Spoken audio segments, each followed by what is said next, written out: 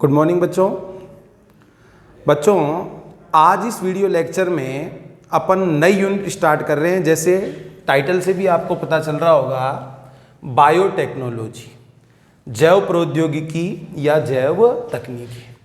बच्चों आपकी 12th की जो NCERT की बुक है उसमें ये जैव प्रौद्योगिकी वाली इकाई सम्मिलित की गई है, चैप्टर नंबर 11 और चैप्टर नंबर 12।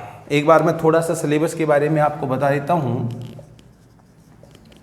चैप्टर नंबर 11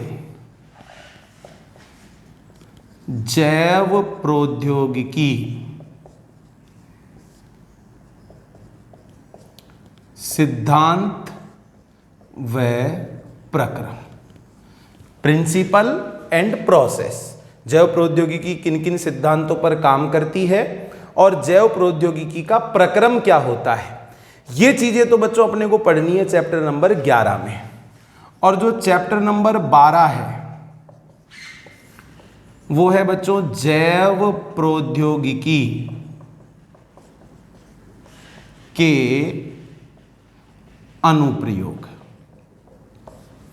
जैव प्रौद्योगिकी के अनुप्रयोग, जैव प्रौद्योगिकी तकनीक को, प्रक्रम को काम में लेकर मानव के लिए कौन कौन से लाभकारी उत्पाद बनाए गए, कृषि के क्षेत्र में, चिकित्सा के क्षेत्र में मानव ने क्या क्या लाभ उठाया, उसके जीवन स्तर में किस प्रकार से सुधार हुआ, इन से संबंधित कुछ बिंदुओं को चैप्टर नंबर 12 के अंदर समझाया गया है।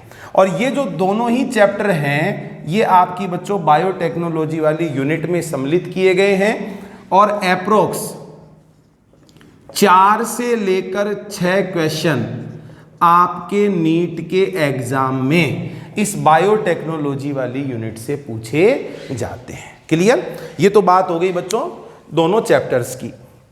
अब अपन इस वीडियो लेक्चर में इस बायोटेक वाली यूनिट का जो पहला चैप्टर है, चैप्टर नंबर 11, वो बच्चों अपन स्टार्ट करेंगे। चैप्टर नंबर 11 बायोटेक्नोलॉजी,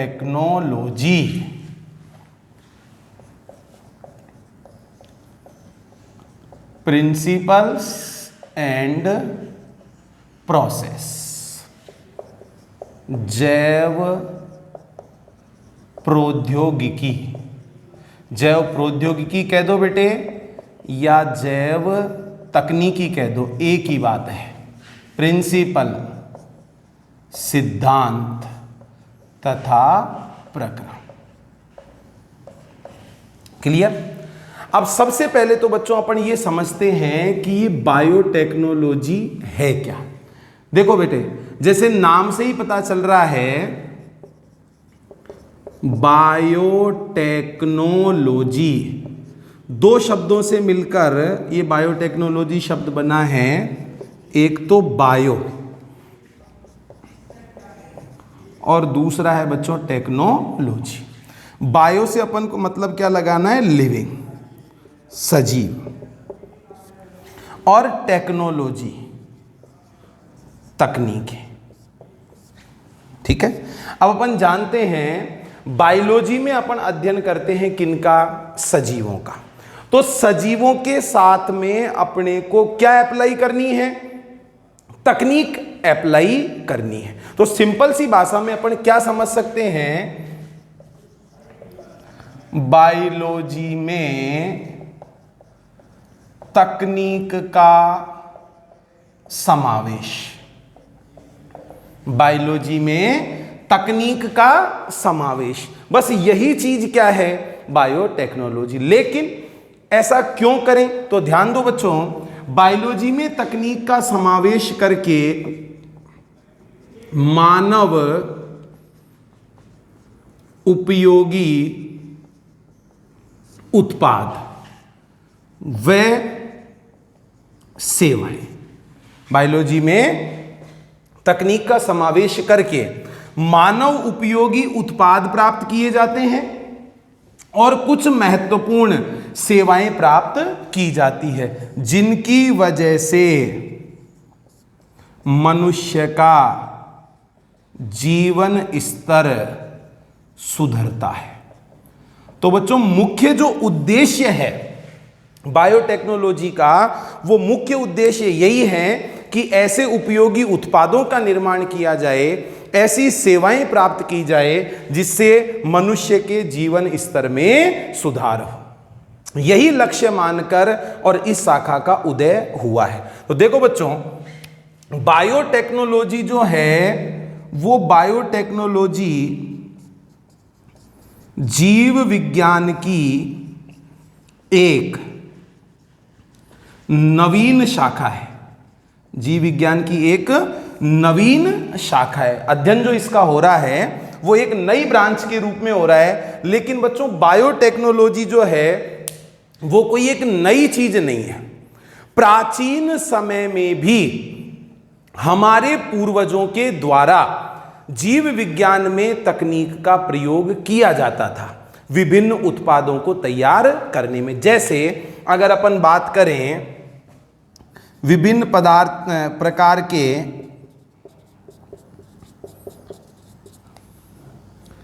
अल्कोहलिक पेय पदार्थ, सिरका, ब्रेड, दही, इन सब का जो निर्माण था वो करवाया जाता था सूक्ष्म जीवी किण्वन के द्वारा। तो बच्चों ऐसा नहीं है कि सूक्ष्म जीवों का या सजीवों का प्रयोग मनुष्य के द्वारा अभी किया जा रहा है। यह काम प्राचीन काल से भी चला आ रहा है। अल्कोहलिक पेय पदार्थ, सिरका, ब्रेड, दही, ये सब चीजें मनुष्य सूक्ष्म जीवों के द्वारा किण्वन करवाकर तैयार करता था। तो बायोटेक में भी यही होता है, सूक्ष्म जीवों का प्रयोग किया जाता है जिनकी सहायता से मानव उपयोगी उत्पाद प्राप्त किए जाते हैं। लेकिन अगर देखा जाए वर्तमान परिप्रेक्ष्य में, अगर अपन बात करें वर्तमान परिप्रेक्ष्य में, तो बच्चों वर्तमान परिप्रेक्ष्य में मुख्य रूप से यूज किया जाता है आनुवांशिकतः रूपांतरित जीवों का। एक सीमित परिप्रेक्ष्य में अगर अपन देखें आनुवांशिकतः जेनेटिकली रूपांतरित मॉडिफाइड जीवों ऑर्गेनिज्म, शॉर्ट में अपन कहेंगे बच्चों इनको जीएमओ। तो वर्तमान में सीमित अर्थ में अगर देखा जाए तो आनुवांशिकतः रूपांतरित जीवों का प्रयोग करके और क्या प्राप्त किए जाते हैं, विभिन्न मानव उपयोगी उत्पाद व सेवाएं। बच्चों उद्देश्य सेम है, उद्देश्य में कोई बदलाव नहीं होगा। आनुवांशिकतः रूपांतरित जीवों का निर्माण करके भी क्या प्राप्त किए जा रहे हैं, मानव के लिए उपयोगी उत्पाद व सेवाएं ही प्राप्त की जा रही है। मूल उद्देश्य समान है, क्या, मनुष्य के जीवन स्तर में सुधार लाना। अब बच्चों कुछ उदाहरणों की सहायता से मैं आपको आधुनिक जैव तकनीकी के बारे में समझाता हूं। बच्चों आपने मधुमेह रोग के बारे में सुना होगा, मधुमेह, डायबिटीज। और अपन जानते हैं बच्चों मधुमेह जो रोग होता है उस रोग में मानव के शरीर में इंसुलिन हार्मोन की बच्चों क्या हो जाती है, कमी हो जाती है, जिसकी वजह से जो शर्करा का स्तर है वो मेंटेन नहीं रह पाता है। तो ध्यान से समझेंगे,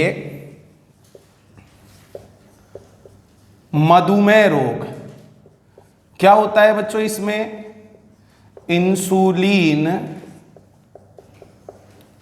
हार्मोन की कमी, जिसकी वजह से शर्करा स्तर का नियमन नहीं हो पाता। ठीक है, अब क्या किया जाता था मधुमेह रोग के उपचार के लिए, पहले क्या किया जाता था, ध्यान से समझेंगे, अमानवीय स्रोतों से, अमानवीय स्रोतों से, या मेनली मान लो आप तो पशुओं से, जैसे सुअर है, भेड़ है, अमानवीय स्रोतों से क्या प्राप्त किया जाता था? Insulin hormone. ठीक है, और फिर इस इंसुलिन हार्मोन के इंजेक्शन लगाए जाते थे किसको? मनुष्य को। इस तरीके से इंसुलिन हार्मोन की पूर्ति की जाती थी। अब बच्चों कमी क्या रह गई? क्या अमानवीय स्रोतों से प्राप्त किया हुआ इंसुलिन मानव शरीर में काम नहीं करता था? बिल्कुल काम करता था, लेकिन वो प्रभावी कम होता था। एक नुकसान तो ये हो गया। दूसरा, इंसुलिन हार्मोन अपन जानते हैं बच्चों प्रोटीनीय प्रकृति का हार्मोन है, और अपना जो प्रतिरक्षा तंत्र होता है वो अपने पराये के भेद को समझता है। तो जब किसी दूसरे जीव की प्रोटीन हमारे शरीर में प्रवेश करवाई जाती है तो अपना प्रतिरक्षा तंत्र उसके प्रति अनुक्रिया करता है और एलर्जी उत्पन्न हो जाती है। अब इसका क्या समाधान निकाला गया? तो ध्यान दो बच्चों, अपन जानते हैं जो ये इंसुलिन हार्मोन है, ये इंसुलिन हार्मोन कैसा है? प्रोटीनीय प्रकृति का हार्मोन है। ठीक है, और अपन जानते हैं प्रोटीन बनाने के लिए कोई ना कोई जीन जिम्मेदार होता है, और जीन को अपन डीएनए का निश्चित अनुक्रम मान सकते हैं। तो अपन प्रक्रिया क्या समझे? डीएनए, डीएनए से क्या बने? एमआरएनए, और एमआरएनए से फिर क्या निर्मित होती है? प्रोटीन निर्मित होती है। ठीक है, तो मानव शरीर के अंदर ऐसे मान लो उस जीन की पहचान की गई, उस जीन को संश्लेषित करवाया गया जिसके द्वारा इंसुलिन हार्मोन बनाने वाली प्रोटीन का निर्माण होता है। क्लियर? तो ध्यान देंगे बच्चों, इंसुलिन हार्मोन निर्माण के लिए उत्तरदायी जीन, इस जीन का बच्चों क्या करवाया गया? संश्लेषण करवाया गया। क्लियर? इस जीन को जोड़ा गया किसके साथ? वाहक डीएनए के साथ। जब किसी विजातीय डीएनए को किसी बाहरी जीन को वाहक डीएनए के साथ में जोड़ देते हैं तो बच्चों बनने वाला जो डीएनए है वो डीएनए क्या कहलाता है? पुनर्योगज डीएनए या रिकॉम्बिनेंट डीएनए। और इस पुनर्योगज डीएनए का स्थानांतरण किया गया इकोलाई जीवाणु की कोशिका में। क्लियर? अब ये इकोलाई जीवाणु जो है वो मानव के जीन को कैरी कर रहा है। सोच के देखो, क्या इकोलाई जीवाणु में पहले से इंसुलिन बनाने वाला जीन होता था? नहीं, वो जीन तो किसका था? मनुष्य का। और उस मनुष्य के जीन को किस में पहुंचा दिया? इकोलाई के अंदर। तो बच्चों ये इकोलाई क्या बन गया? जेनेटिकली मॉडिफाइड ऑर्गेनिज्म बन गया। अब वो जीन जो इकोलाई की कोशिका में डाला गया है वो अपनी अभिव्यक्ति करेगा, अपनी अभिव्यक्ति करेगा तो इकोलाई की कोशिका के अंदर क्या निर्मित होएगा? इंसुलिन हार्मोन निर्मित होगा, या उसको बनाने वाली प्रोटीन निर्मित होगी। उस प्रोटीन को इकोलाई से प्राप्त कर लिया जाता है, उसका प्यूरिफिकेशन किया जाता है, उसका ट्रीटमेंट किया जाता है और उससे इंसुलिन हार्मोन प्राप्त कर लिया जाता है। तो बच्चों ये सब चीजें किससे संभव हुई है? बायोटेक्नोलॉजी से। और भी बहुत सारी चीजें हैं। अभी जैसे अपन जानते हैं बच्चों, फसल को नुकसान पहुंचाने वाले जो नाशी कीट होते हैं, उन नाशी कीटों को बच्चों अपन क्या कहते हैं? पीड़क। और पीड़कों से फसल को बचाने के लिए अपन पीड़कनाशी का छिड़काव करते हैं। अब अपन जानते हैं पीड़कनाशी खरीदने के लिए पैसे की आवश्यकता है।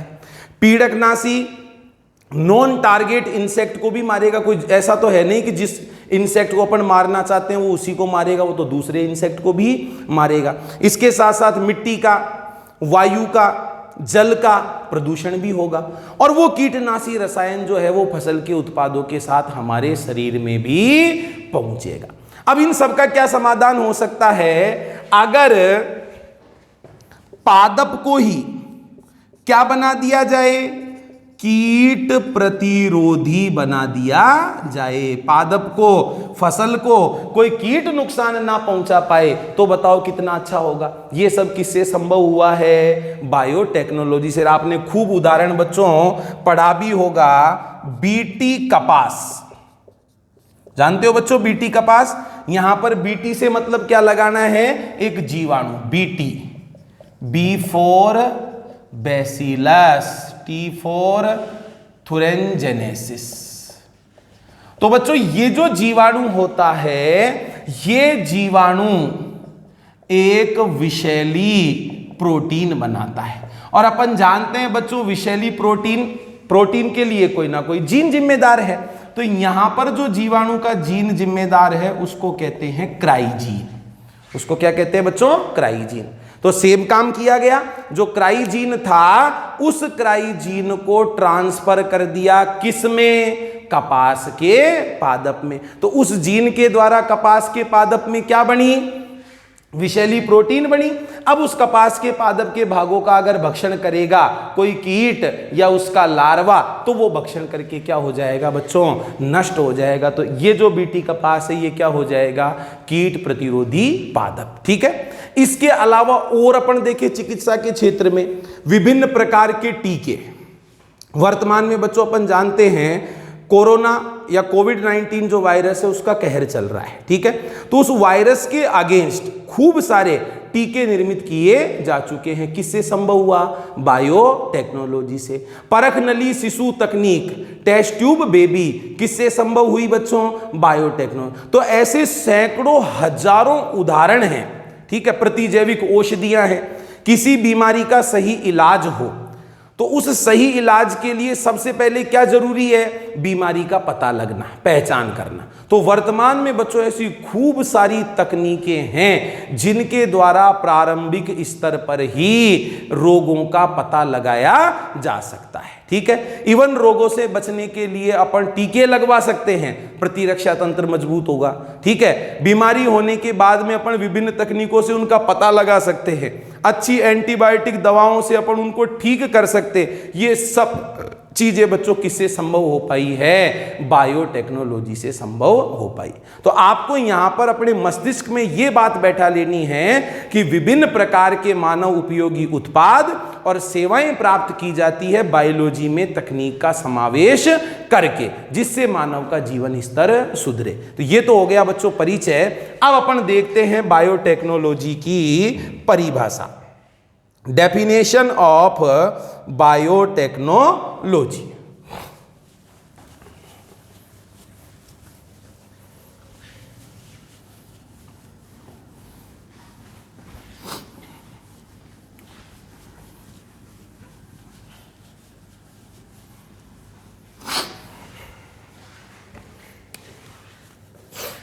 देखो बच्चों, डेफिनेशन, परिभाषा, सजीवों, मुख्यतः सूक्ष्म जीव। देखो बच्चों सजीवों में भी मेनली कौन कौन से शामिल हैं, सजीवों, मुख्यतः सूक्ष्म जीवों, एक कोशिकीय पादप, एक कोशिकीय जंतु। ठीक है। इनकी जीवाणु, सूक्ष्म जीवों में क्या आ जाएंगे बच्चों, जीवाणु। सजीवों मुख्यतः सूक्ष्म जीव जैसे जीवाणु, एक कोशिकीय पादप, एक कोशिकीय जंतु, इनकी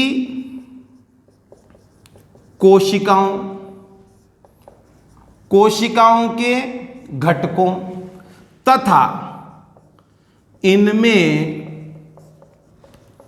संपन्न प्रक्रमों का उपयोग करते हुए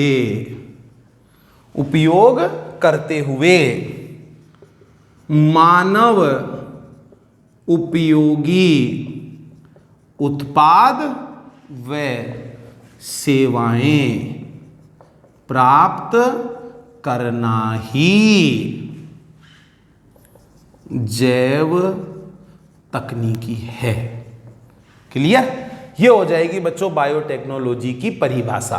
सजीवों मुख्यतः सूक्ष्म जीवों जैसे जीवाणु, एक कोशिकीय पादप, एक कोशिकीय जंतु, इनकी कोशिकाओं में पाए जाने वाले घटकों तथा इनमें संपन्न प्रक्रमों का उपयोग करते हुए मानव उपयोगी उत्पाद व सेवाएं प्राप्त करना ही बच्चों क्या है, जैव तकनीकी है। ठीक है, तो अगर आपकी एग्जाम में, जैसे बोर्ड के एग्जाम में मान लो नॉर्मल क्वेश्चन आ जाए, जैव तकनीकी को परिभाषित करो, तो बच्चों उसमें आप ये परिभाषा लिख सकते हो। लेकिन अब ध्यान से समझेंगे, एक संस्था के द्वारा दी हुई परिभाषा अपनी बुक में दी हुई है EFB के अनुसार,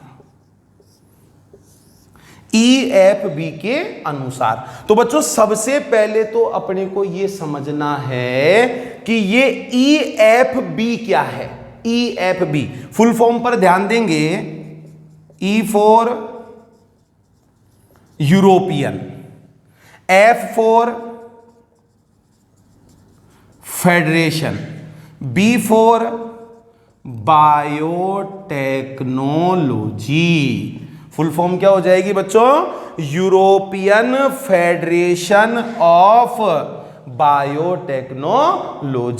हिंदी में क्या कहेंगे, यूरोपियन जैव प्रौद्योगिकी संघ, यूरोपियन जैव प्रौद्योगिकी संघ। तो अगर आपकी एग्जाम में साफ साफ लिखा हुआ है EFB के अनुसार जैव प्रौद्योगिकी को परिभाषित करो, तो बच्चों उसमें आपको ये वाली परिभाषा नहीं लिखनी है।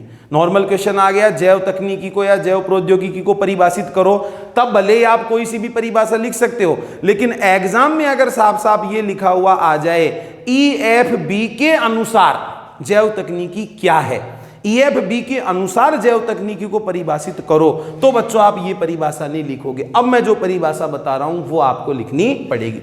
तो EFB क्या है, क्लियर है, European federation of biotechnology, European जैव प्रौद्योगिकी संघ। अब सबसे पहले तो बच्चों परिभाषा की खास बात समझो, EFB के अनुसार जो परिभाषा दी गई है इसमें परंपरागत दृष्टिकोण, ट्रेडिशनल व्यू, तथा आधुनिक आणविक तकनीकी, मॉडर्न मॉलिक्यूलर टेक्नोलॉजी, दोनों को शामिल किया गया है। जो EFB के अनुसार परिभाषा है वो बच्चों परंपरागत विचार को भी बताती है और आधुनिक जो दृष्टिकोण है उसको भी समझाती है। तो देखो बच्चों, EFB के अनुसार जैव प्रौद्योगिकी की परिभाषा क्या होगी, देखो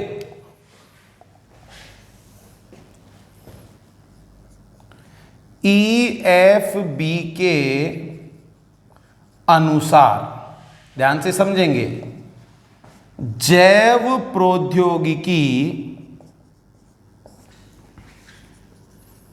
सूक्ष्म जीवों, संवर्धित ऊतकों, कोशिकाओं व उनके घटकों, ध्यान से समझो बच्चों, EFB के अनुसार जैव प्रौद्योगिकी सूक्ष्म जीवों, संवर्धित ऊतकों, संवर्धित कोशिकाओं व उनके घटकों के प्रौद्योगिकीय अनुप्रयोग के लिए जैव रसायन, सूक्ष्म जैविकी तथा आणविक जैविकी का समाकलित प्रयोग है। देखो बच्चों, थोड़ी सी जटिल हो गई परिभाषा, ध्यान देंगे। दोनों बातें हैं, परंपरागत विचार भी है और आधुनिक आणविक तकनीकी भी। अब देखो, इतनी परिभाषा की अपन बात करें ना, जैव प्रौद्योगिकी सूक्ष्म जीवों, संवर्धित ऊतकों व कोशिकाओं, उनके घटकों के प्रौद्योगिकीय अनुप्रयोग के लिए। अपन जानते हैं बच्चों, अपने को लाभकारी उत्पाद प्राप्त करने हैं तो इनका प्रयोग करेंगे। तो ये चीज तो बच्चों पहले भी की जा रही थी। बताओ भाई, कोशिकाओं का, सजीवों का उपयोग था, वो तो पहले भी हो रहा था। तो इतनी कहानी तो बच्चों कौन से विचार की हो जाएगी? परंपरागत विचार की। इनसे प्रौद्योगिकीय अनुप्रयोगों के लिए बायोकेमिस्ट्री, माइक्रोबायोलॉजी, मॉलिक्यूलर बायोलॉजी, समाकलित। देखो बच्चों, समाकलित, समाकलित का मतलब क्या होता है? मिला जुला, मिलाकर। तो वापस से देखेंगे, EFB के अनुसार जैव प्रौद्योगिकी सूक्ष्म जीवों, संवर्धित ऊतकों व कोशिकाओं व उनके घटकों के प्रौद्योगिकीय अनुप्रयोग के लिए, मतलब इन सब से कोई उत्पाद या सेवा प्राप्त करने के लिए जैव रसायन, सूक्ष्म जैविकी, आणविक जैविकी का समाकलित प्रयोग है। समाकलित का मतलब मिला जुला। ठीक है, EFB की परिभाषा का मतलब क्या निकल के सामने आ रहा है कि साहब बायोकेमिस्ट्री, माइक्रोबायोलॉजी और मॉडर्न मॉलिक्यूलर बायोलॉजी, इन सब का समावेश करते हुए, इन सब का उपयोग करते हुए सूक्ष्म जीवों, संवर्धित ऊतकों, कोशिकाओं से प्रौद्योगिकीय उत्पादों को प्राप्त करना, यही चीज बच्चों क्या है? जैव तकनीकी है। ऐसी परिभाषा EFB के अनुसार दी गई है। तो ये कहानी कंप्लीट होती है EFB के अनुसार परिभाषा की। अब देखो बच्चों, ये जो जैव तकनीकी शब्द है, ध्यान से समझेंगे, बायोटेक्नोलॉजी टर्म, बायोटेक्नोलॉजी टर्म, जैव तकनीकी जो शब्द है, ये शब्द बच्चों दिया गया था कॉर्ल इरेकी। वैज्ञानिक का नाम क्या था? कॉर्ल इरेकी। तो अगर ऐसा कोई क्वेश्चन आपसे पूछ लिया जाता है, बायोटेक्नोलॉजी शब्द का सर्वप्रथम प्रयोग किया गया, तो बच्चों वो प्रयोग किसके द्वारा किया गया था? कॉर्ल इरेकी के द्वारा किया गया था। क्लियर? ये बच्चों बायोटेक्नोलॉजी की परिभाषा कंप्लीट होती है। अब जैसा पाठ का टाइटल है, ठीक है, उस टाइटल के अनुसार अपने को पढ़ना क्या है? जैव प्रौद्योगिकी के सिद्धांत तथा जैव प्रौद्योगिकी का प्रक्रम। तो सर्वप्रथम अपन बात करते हैं जैव प्रौद्योगिकी के सिद्धांतों की कि साहब जो बायोटेक्नोलॉजी है, वो बायोटेक्नोलॉजी किन सिद्धांतों पर कार्य करती है। तो बहुत ही इंपॉर्टेंट है, बिंदु क्या है? जैव प्रौद्योगिकी के सिद्धांत, प्रिंसिपल्स ऑफ बायोटेक्नोलॉजी। क्लियर? देखो बच्चों, जैव प्रौद्योगिकी के दो मूल सिद्धांत बताए गए हैं। जैव प्रौद्योगिकी के दो मूल सिद्धांत बताए गए हैं, ध्यान देंगे बच्चों। पहला है जेनेटिक इंजीनियरिंग, जेनेटिक इंजीनियरिंग या आनुवांशिक अभियांत्रिकी। क्लियर? और दूसरा जो सिद्धांत है वो है बच्चों केमिकल इंजीनियरिंग या रासायनिक अभियांत्रिकी। क्लियर? तो अपने माइंड में बिल्कुल फिट बैठा लो बच्चों। जैव तकनीकी के कितने सिद्धांत बताए गए? दो सिद्धांत। कौन कौन से? जेनेटिक इंजीनियरिंग और केमिकल इंजीनियरिंग। अब इनका मतलब क्या है, मतलब को ध्यान से समझो, ध्यान दो बच्चों। जेनेटिक इंजीनियरिंग, आनुवांशिक अभियांत्रिकी, देखो इसमें वे सभी तकनीकें शामिल की जाती है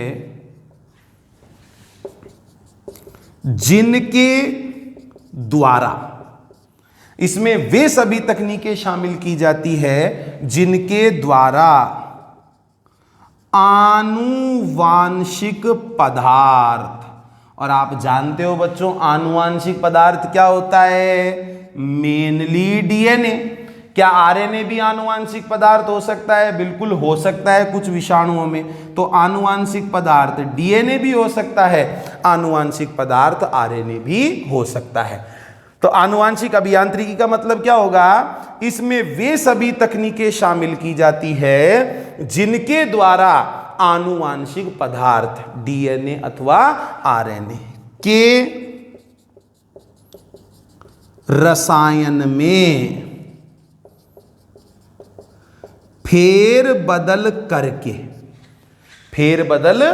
करके उसे परपोषी जीव में स्थानांतरित कर दिया जाता है, परपोषी जीव में स्थानांतरित कर दिया जाता है, जिससे उसका लक्षण प्रारूप फिनोटाइप बदल जाता है, जिससे उसका लक्षण प्रारूप फिनोटाइप बदल जाता है। अब याद करो, अभी अभी बच्चों मैंने आपको इंसुलिन वाला उदाहरण बताया था। तो जीन किसका था? मनुष्य का। मनुष्य का वो जीन प्राप्त किया गया, उसको वाहक के साथ जोड़ा गया और जोड़कर किस में पहुंचाया बच्चों? इकोलाई की कोशिका में। अब बताओ, क्या इकोलाई की कोशिका में पहले से इंसुलिन बनाने वाला जीन होता था? बिल्कुल नहीं होता था। इकोलाई में एक्स्ट्रा लक्षण जुड़ा कि नहीं जुड़ा? जीन की वजह से इकोलाई इंसुलिन बनाने वाली बन गई। तो देखो, अब परिभाषा को ध्यान से समझो।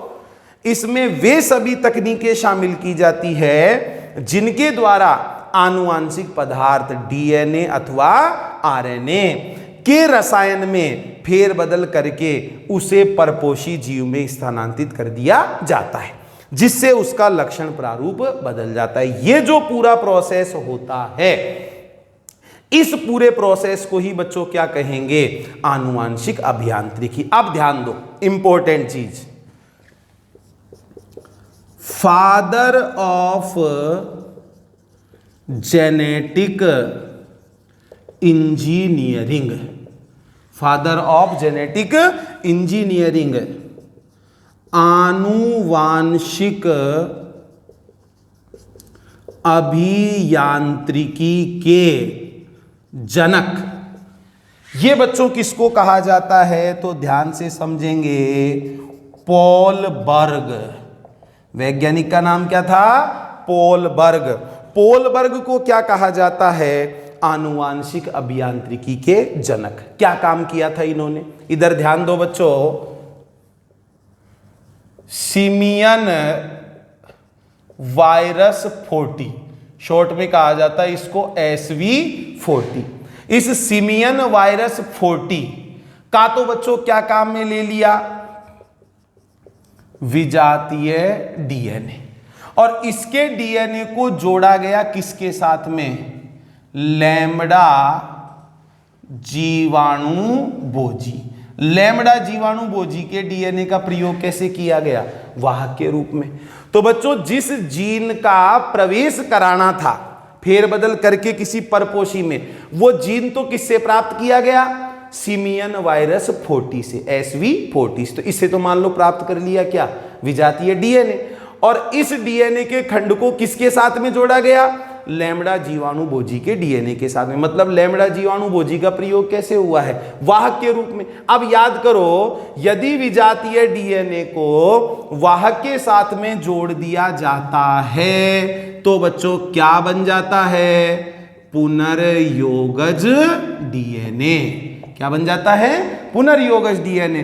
और फिर इस पुनर्योगज डीएनए को इकोलाई परपोषी में स्थानांतरित कर दिया। क्लियर? ये जो काम था, ये काम सबसे पहले बच्चों किसने किया? पोलबर्ग ने। जो अपन ने जेनेटिक इंजीनियरिंग की परिभाषा लिखी है ना, इसमें जो भी बातें अपन ने लिखी है, ये सारा काम बच्चों सर्वप्रथम पोलबर्ग ने किया था। इसलिए पोलबर्ग को फादर ऑफ जेनेटिक इंजीनियरिंग, आनुवांशिक अभियांत्रिकी के जनक माना जाता है। क्लियर? ये तो बच्चों बायोटेक का पहला सिद्धांत हो गया। अब अपन दूसरे सिद्धांत पर ध्यान देते हैं, केमिकल इंजीनियरिंग। देखो समझो बच्चों, केमिकल इंजीनियरिंग को माना हमने इकोलाई में जीन पहुंचा दिया। जैसे मान लो पोलबर्ग ने ये जीन है वो इकोलाई में ट्रांसफर कर दिया, या ऐसे मान लो अपन ने इंसुलिन बनाने वाला जीन इकोलाई के अंदर ट्रांसफर कर दिया। अब अपन क्या चाहते हैं कि इकोलाई ग्रो करे, इकोलाई की नई नई कोशिकाएं बने, उन सभी नई नई कोशिकाओं में इंसुलिन बनाने वाला जीन की कॉपी हो जाए और उस जीन से फिर इंसुलिन हार्मोन बन जाए। तो इस सारे प्रोसेस के दौरान हमको ऐसी दशाएं बनाकर रखनी पड़ेगी कि हम जिस कोशिका को, जिस जीव को ग्रो कराना चाहते हैं, केवल वही वृद्धि करना चाहिए, कोई दूसरी अवांछित कोशिका वृद्धि नहीं करनी चाहिए। तब ही हमको हमारा उत्पाद शुद्ध रूप में और अधिक मात्रा में मिल पाएगा। ये सब बच्चों किससे संभव होगा? केमिकल इंजीनियरिंग से। अब देखो केमिकल इंजीनियरिंग का मतलब क्या है, तो ध्यान से समझो। इसमें वे सभी तकनीकें शामिल की जाती है जिनके द्वारा, ध्यान से समझेंगे, सूक्ष्म जीव संदूषण रहित। सूक्ष्म जीव संदूषण रहित। देखो बच्चों, संदूषण कंटामिनेशन, अवांछित कोई अगर ग्रो कर जाए, जैसे मान लो अपन संवर्धन माध्यम में इकोलाई को ग्रो करवा रहे हैं और उसके साथ साथ कोई दूसरा जीवाणु, कवक कुछ भी ग्रो कर गया, इसका मतलब क्या हो गया? संदूषण हो गया। तो ध्यान देंगे, इसमें वे सभी तकनीकें शामिल की जाती है जिनके द्वारा सूक्ष्म जीव संदूषण रहित निर्जमीकृत दशाएं बनाई जा सके। सूक्ष्म जीव संदूषण रहित निर्जमीकृत दशाएं बनाई जा सके, जिससे वांछित प्रोकैरियोटिक अथवा यूकैरियोटिक, जिससे वांछित प्रोकैरियोटिक अथवा यूकैरियोटिक सेल्स ही ग्रो कर सके और हमें जैव प्रौद्योगिकीय उत्पाद अधिक मात्रा में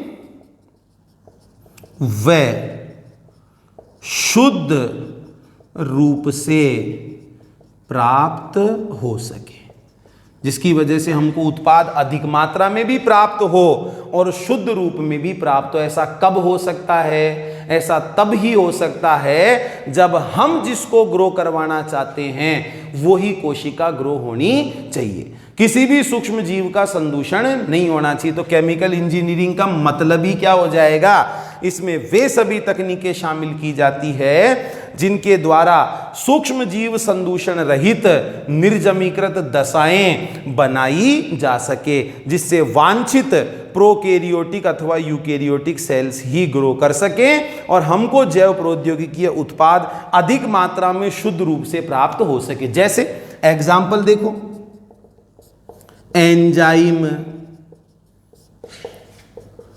प्रतिजैविक, टीके, हार्मोन, विटामिन आदि। मान लो अगर अपने को ये सब प्राप्त करने हैं जेनेटिक इंजीनियरिंग के द्वारा, तो बच्चों अपने को निर्जमीकृत दशाएं बनाकर ही रखनी पड़ेगी, तब ही हमको उत्पाद अधिक मात्रा में और शुद्ध रूप में प्राप्त हो सकता है। क्लियर? तो ये बच्चों जैव प्रौद्योगिकी के दोनों सिद्धांत हो जाएंगे, इनको आप अच्छी तरह से याद कर लेना। अब देखो, अब इसमें आपको कंफ्यूज नहीं होना है। एक तो चलो बात हो गई किसकी, जैव प्रौद्योगिकी की। अगर बात की जाए जेनेटिक इंजीनियरिंग या आनुवांशिक अभियांत्रिकी, तो बच्चों आनुवांशिक अभियांत्रिकी को अपन जैव प्रौद्योगिकी का एक प्रकार मान सकते हैं, जिसमें किया क्या जाता है वो मैंने आपको समझा ही दिया। तो इधर ध्यान दो, जेनेटिक इंजीनियरिंग या रिकॉम्बिनेंट डीएनए टेक्नोलॉजी, हिंदी में क्या कहेंगे बच्चों, आनुवांशिक अभियांत्रिकी। आनुवांशिक अभियांत्रिकी कह दो, जीन अभियांत्रिकी कह दो, एक ही बात है। पुनर्योगज डीएनए तकनीक, रिकॉम्बिनेंट डीएनए टेक्नोलॉजी को हिंदी में क्या कहेंगे, पुनर्योगज डीएनए तकनीक, या बच्चों शॉर्ट में इसको ऐसे भी लिख देते हैं आरडीटी। इनमें से कुछ भी लिखा हुआ आ जाए मतलब एक ही है, genetic engineering, recombinant DNA technology या आरडीटी। अब कैसे परिभाषित कर सकते हैं, इधर ध्यान दो बच्चों, जेनेटिक इंजीनियरिंग या आरडीटी बायोटेक्नोलॉजी का ही एक प्रकार है, जिसमें मानव के द्वारा, ध्यान से समझेंगे बच्चों, जिसमें मानव के द्वारा इन विट्रो दशाओं में, बच्चों इन विट्रो से क्या मतलब लगाओगे, आउटसाइड ऑफ बॉडी, ठीक है, शरीर के बाहर, ठीक है, प्रयोगशाला की दशाओं में अपन मान सकते हैं शरीर से बाहर। तो जेनेटिक इंजीनियरिंग या आरडीटी बायोटेक्नोलॉजी का ही एक प्रकार है, जिसमें मानव के द्वारा इन विट्रो दशाओं में आनुवांशिक पदार्थ मतलब डीएनए अथवा आरएनए के रसायन में फेरबदल किया जाता है, ठीक है। तो आनुवांशिक पदार्थ डीएनए अथवा आरएनए की रसायन में मैनिपुलेशन करना, बदलाव करना मानव के द्वारा इन विट्रो परिस्थितियों में, बच्चों इसी चीज को अपन क्या कहेंगे, जेनेटिक इंजीनियरिंग। तो यहां पर कंप्लीट होती है जेनेटिक इंजीनियरिंग। अब चैप्टर से संबंधित जो बाकी की चीजें हैं, प्रथम कृत्रिम पुनर्योगज डीएनए का निर्माण कैसे किया गया, किसके द्वारा किया गया, जो पुनर्योगज डीएनए तकनीक होती है उस तकनीक में कौन कौन से साधन या औजार काम में लिए जाते हैं, पूरी की पूरी तकनीक का प्रक्रम कैसे संपन्न होता है, ये सारी चीजें बच्चों अपन आगे वाले वीडियो लेक्चर्स में स्टडी करेंगे। धन्यवाद।